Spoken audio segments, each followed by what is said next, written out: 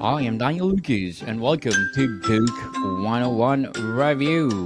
Book 101 is all about the books that I read for the last 40 years, and today I have my special guest. He's the author of the book Out from the Shadows, no other than Mr. Willie Handler. Welcome to Book 101, Mr. Willie, and can you please introduce more about yourself? Certainly. Thank you very much, Daniel, for having me on. Um, some background about myself. I have had varied careers in my life. Must be because I'm old. I started off as a hospital administrator. I was a government policy expert. I did consulting work. And when I finally put that all aside, I began as an author. About a dozen years ago, I published 3 fiction novels, and then I decided to do something more serious, which was a memoir. Mr. Willie Handler, thank you so much for sharing your talents to the world. So, what is the central theme of Out from the Shadow? The central theme is, I would say, if we're going to talk about a theme itself, it's about how devastating hate can be and racism, and how how people who've been traumatized through war and persecution have passed on that trauma to their children. So that was the parent experience of my parents and myself, but of many other people who survived that kind of trauma. So, who is the intended audience for this book? Well, I would say that a people who are interested in learning more about uh, inherited trauma, people who are interested in the Holocaust, the war, the impact of war on people, things like that. It's a very, very tough read and a very moving book. And it's actually been doing very, very well in Canada. Congratulations, Mr. Willie. And how does the book describe the experience of a growing up with the Holocaust survivor parents? Well, my parents, they immigrated to Canada several years after the war. And I was born here. My brother was born here, and I have an older sister who was born in Israel. And growing up early on, I thought we were a typical immigrant family. But in fact, as I grew older, I realized we weren't. My parents were both very damaged. Um, they were what I would call sort of loving but distant parents. They were really focused on, like many immigrant parents, they were very much focused on providing basic needs, which is housing, food, clothing. But there was not a lot of emotional support. I would, if I came home with homework, I was on my own. Had a problem at school, I was on my own. I wanted to play organized sports, I was on my own. I had problems with other kids, I was on my own. And that has an impact on a young child, and you become, it puts you almost in, I would say, a survival mode from a very young age. I became not very trusting, insecure. I had issues with attachment and abandonment. And as I grew older, I learned to sort of bury all these feelings until I sat down and wrote that memoir. And it was a transformational experience. in that I started to re-examine who I was and what I wanted in life, my relationships. I changed my perspective of my parents quite a bit. But as well as the memories came back, the stories that came back to me, what also came back was all the trauma that I had buried. Um, and it really threw me for a loop and landed me in therapy. Oh, wow. So, what impact did the Holocaust have on the second generation of survivors? Um, well, it's a sort of a combination of things. Those survivors, many of them, they went on. They were, I would say, very, very resilient, and you inherit that resilience as well. But they had other issues as well. Some were very, very effective in burying their trauma and raising families in sort of a very normal environment, but not all could. And as a result, um, uh, if your childhood was lacking, as in mine, you end up with some childhood trauma that you carry around. But as well, according to science, I am not an expert, that trauma is buried in your body. It's Mm. absorbed by your DNA and passed on to your children. So I would give you an example. If your father has a lot of anger issues, you might have anger issues as well. To me, that's childhood trauma. But um, if your maybe the best example is my uh, my father survived. He was in seven concentration camps, and Yes.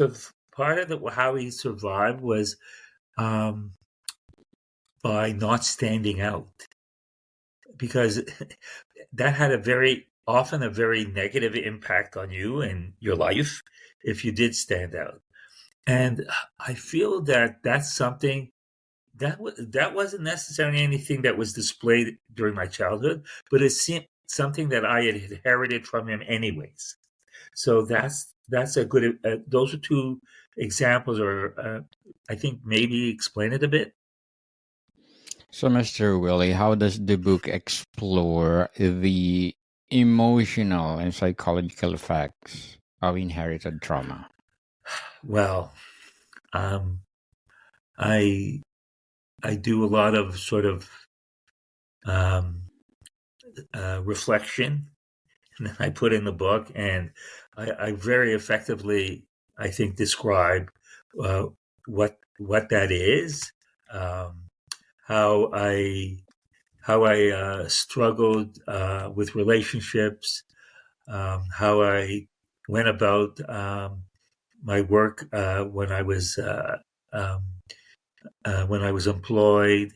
I think it had an impact on my marriage. And a lot of that I describe in quite detail in the book. So, Mr. Willie, how did your experience shape the parenting style? That was a challenge because um, I did not I did not want to be the same kind of parents that my parents were, Mm, yes. and I think a lot had to do, and a lot of I think a lot of balance in our family was a result of my wife, who's not a child of Holocaust survivors, and so I think she sort of evened off some of um, my tendencies. As well, I never had grandparents because they were all murdered, and I'm now a grandparent, and I think I sometimes live vicariously through those two grandkids I have, and try to be what I didn't have. So, how did you navigate your identity as a child of Holocaust survivors? Um, I didn't. Um, it was something that was never spoken. I never talked to people about it. I wouldn't say I would hide it, but there was. Um, I tried to. I tried to. I tried to walk on. At times, I tried to walk away from who I was and try and develop a sort of a more conventional identity. Though I think over time I really failed. In what way you failed? Um, because um, you can't really run from who you are, and eventually it catches up to you. I think I did well for quite a while, and then um, things started to sort of unwind. Part of it was when my parents passed away, and then the pandemic. It was a very, I think, uh, sort of a lightning rod for people with mental health issues. And eventually, when I sat down to write the memoir, I think even more so. Very well said, Mr. Willie. Very well said. So, what lessons about resilience and survival does the book convey? I'm sorry, you're going to have to repeat the question. No worries. I What hope you're lesson? editing, right? You're Yes, editing. for sure. Yes. So, what lessons about resilience and survival does the book convey? Well, I think part of it is that um, resilience and trauma sort of come hand in hand. I was really shocked. One of the things I can mention is that my next book that I'm working on is specifically around intergenerational trauma, but not my own, but rather other people in my community. And I interviewed almost 100 people. And what I attempted to do was find some common threads within the community. And so I learned about, and one of the things that everybody spoke about was how resilient their parents were. As badly damaged that they were also very tough and strong, and that's what, for many of them, got them through that horrific five five to 10 years of their life. And so associated with the trauma is a lot of inner strength and resilience that is passed on to their children as well.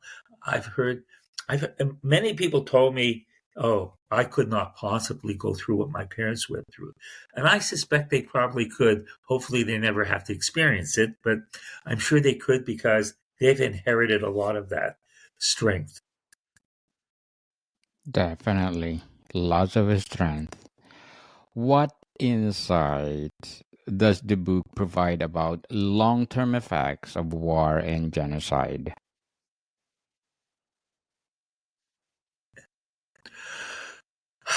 Well, um, not only are individuals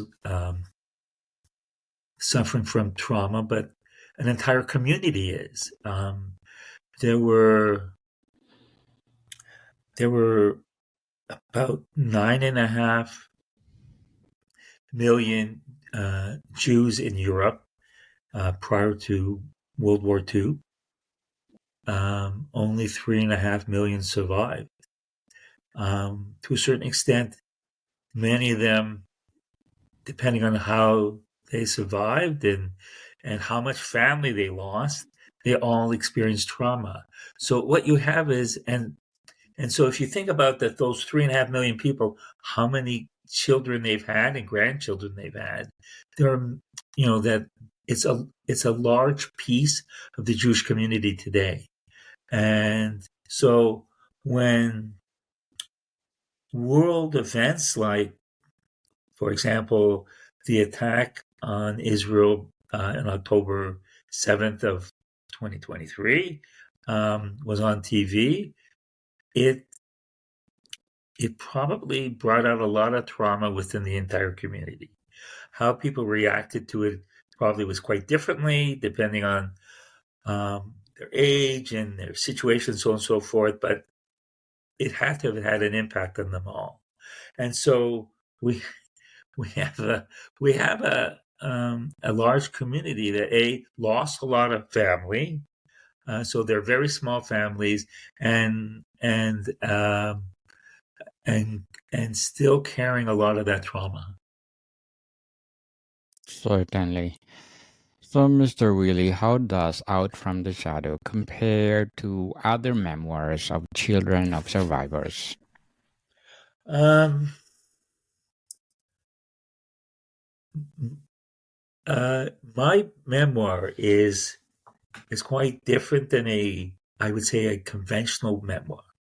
And in one way, it's not a true memoir. And sometimes I call it an investigative memoir. And why I say that is I knew so little about my parents' past, because especially my father, who did not speak about it, that I had to do a lot of my own research after they'd passed away to write the book. And I spent 2 years doing research. I went back to my father's hometown to see it and gather documents. And so, in that respect, and a lot of that is journalized sort of in the book as well. But um, a typical classic memoir talks about person talks about themselves during a period of their life, which I did because it really does focus on my childhood. But I also spent a chunk of the book talking about my ancestors and my family history and what they went through, because what they went through explains a lot of who I am. And then I spend a good portion of the book talking about my own intergenerational trauma, and I also speak about it in more general or broader terms as it impacts on the community. And then finally, there's a piece of the book that talks about the history of anti-Semitism, because that's what led to the Holocaust, and sort of it ties it all together. And so it's probably not like a lot of memoirs. And if you look at the reviews on Amazon, and there's probably 40 some odd reviews, maybe. Many people comment as they've read Holocaust books, they've read memoirs before, but they've never read one like this. Well, congratulations, Mr. Willie. And what would be your advice for those people out there who want to write their first memoir? Ah, that's interesting, because last night I'm teaching a workshop on writing memoirs, and last night was my first session, and I went over some of the basics. I think you have to, but one of the things I left people with, um, and there's a few things. One of the things I left people with is you need to have a theme for, if you're writing a book, especially a nonfiction book. Just because it's a memoir, there should be a theme and what message you want to get across in your book. Just as you were asking me. And as well, the advice I give people is, a memoir isn't necessarily going to be entertaining. My book is not entertaining. However, it is a compelling read. And so you have to approach it maybe like a dramatic novel, in that you need to hook your readers in right away, and and you you need to be able to get them to keep turning the pages. And so that is probably like no different than any other book. And so just because it's a memoir doesn't mean that you drop all the other kind of principles of writing books or writing novels even. It's not a novel, but sometimes you have to approach it that way. Definitely. So, Mr. Willie, what will be your short-term and long-term goals in writing? I'm sorry, I didn't pick up that one either. What will be your short-term and long-term goals in writing? Well, I, as I mentioned, I'm writing a follow-up book, um, but it's on intergenerational trauma, and doing a lot of speaking about hate, anti-Semitism, and the Holocaust. They're all kind of tied in. And down the road, I may be doing a lot of helping other second and third generation survivors write books as well. And that's part of the reason why I've begun doing the memoir writing workshop. But I will be following up and providing other services to those people so that they can get their books out as well. So, Mr. Willie, did you read the book of Mr. Frankl, Man's Search for Meaning, Viktor Frankl? Yes, a fantastic book, even today. Yes, Yeah, I read it cover to cover. that's be awesome. So, to sum up our discussion for today, before we do it, I'm inviting you to please do listen to my other podcast, Food 101, in its fifth season with Chef Alessandro, one of the specialty chef in one of the five-star hotel in downtown Toronto. So please do listen to our latest episode. We talk about, we read some of our letter senders. So please do listen. Book Food 101 review. So, Mr. Willie, how does Out from the Shadow inspire resilience, healing, and understanding in future generations? My message in the book and in life is that hate is probably one of the worst human emotions that there is, and that it will not only destroy people that you target at, but it will destroy yourself, because humanity can't survive with hate. Yes, love people. Love one another. So, Mr. Willie Handler, thank you so much for sharing your memoir to the world. Thank you for inspiring us, and we are looking forward for more inspiring books like this. So can you please invite our listeners to support all your books? Mr. Willie, can you please invite our listeners to support all your books? Oh, yes. So my books can be found on Amazon. That's the fiction and the memoir. And you just do a search for Willie Handler. You can't miss it. Yes, people, let's support Mr. Willie Handler, because if you support him, more empowering books to come. So, Mr. Willie, thank you for your time. Thank you very much for having me, Daniel. More to come, people. See you soon.